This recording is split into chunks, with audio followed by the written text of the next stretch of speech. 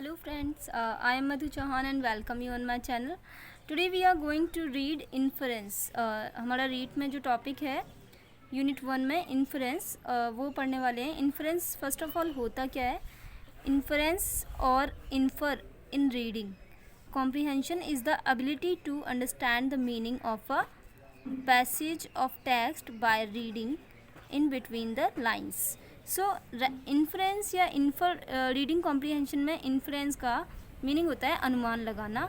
Means आपको जो passage दिया गया है उसके टेक्स्ट का मीनिंग समझना. बिटवीन द लाइंस मतलब सिर्फ शब्दों से पढ़े जाकर उसका मीनिंग समझना. ऐसा नहीं सिर्फ जो शब्द दिए हैं आपने वो ही बता दिया, आपको उनका meaning between the lines meaning समझना पड़ता है, क्योंकि पूरी इन्फॉर्मेशन प्रोवाइड नहीं कराई गई होती है. आपको खुद को उसका मीनिंग निकालना होता है. तो ये एक तरह से होता है निष्कर्ष निकालना, किसी कंक्लूज़न पे आना.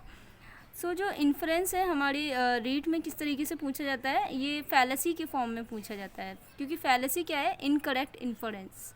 इनकरेक्ट इन्फरेंस को फैलेसी बोलते हैं. और इसको ऐसे भी समझ सकते हैं, fallacies are types of argument. ये एक तरह के आर्ग्यूमेंट हैं या एक्सप्रेशन हैं जो कि इनवैलिड फॉर्म्स हैं या जिनमें रीजनिंग की एरर है.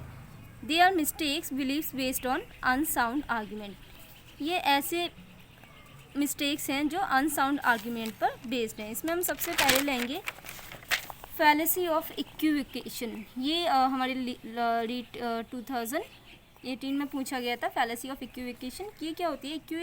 इक्विवोकेशन is sliding between two or more difficult meaning in a single word or phrase that is important to the argument. Equivocation एक स्लाइडिंग है दो या दो से ज़्यादा मीनिंग के बीच. एक सिंगल वर्ड के दो या दो से ज़्यादा मीनिंग होते हैं वहाँ पर वर्ड के या फ्रेज के, जो कि आर्ग्यूमेंट के लिए इम्पॉर्टेंट होता है. तो उसमें एक स्लाइडिंग हो जाती है. मीन्स थोड़ा सा स्लाइड हो जाता है और गलती हो जाती है. एग्जाम्पल है इसका, giving money to charity is the right thing to do, so charities have a right to our money.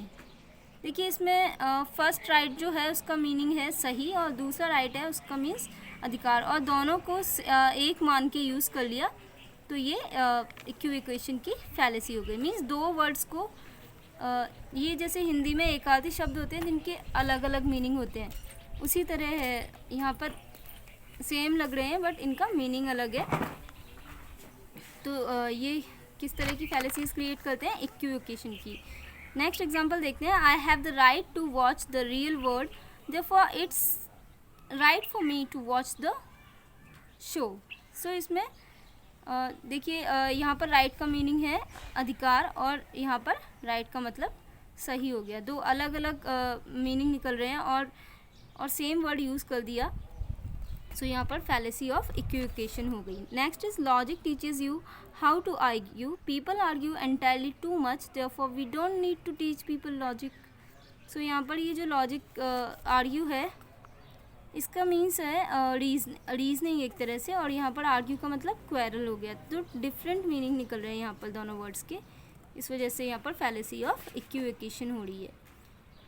Read में लास्ट टाइम एग्जाम्पल आया था, noisy children are a real headache, two aspirins will make headache go away, therefore two aspirins will make noisy children go away. So इसमें noisy children को real headache बताया, two aspirins से headache चला जाता है, इसलिए aspirins से noisy children भी चले जाएंगे. ऐसे बताकर